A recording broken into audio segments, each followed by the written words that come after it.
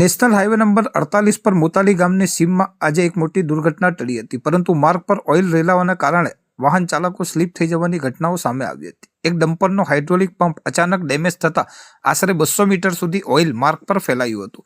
મળતી માહિતી મુજબ નેશનલ હાઈવે નંબર 48 પરથી પસાર થઈ રહેલ એક ડમ્પરનો હાઇડ્રોલિક પંપ અચાનક ડેમેજ થયો હતો. પંપ ડેમેજ થવાને કારણે ડમ્પરમાં રહેલું ઓઇલ હાઈવે પર ઢોળાવવાનું શરૂ થયું હતું. ડમ્પર ચાલકને જાણ થાય તે પહેલા જ અંદાજે 200 મીટર લાંબા પટ્ટામાં ઓઇલ ફેલાઈ ગયું હતું.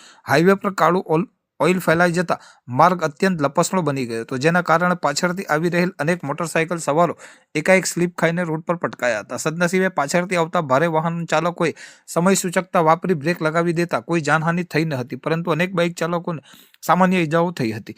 ઘટનાની જાણ થતાં જ અંકલેશ્વર નોટિફાઈડ એરિયાનું ફાયર ટેન્ડર તાત્કાલિક ઘટના સ્થળે દોડી આવ્યું હતું. વધુ અકસ્માતો ન સર્જાય તે માટે ફાયર ફાઇટરો દ્વારા રોડ પર સતત પાણીનો મારો ચલાવીને ઓઇલ સાફ કરવાની કામગીરી હાથ ધરવામાં આવી હતી.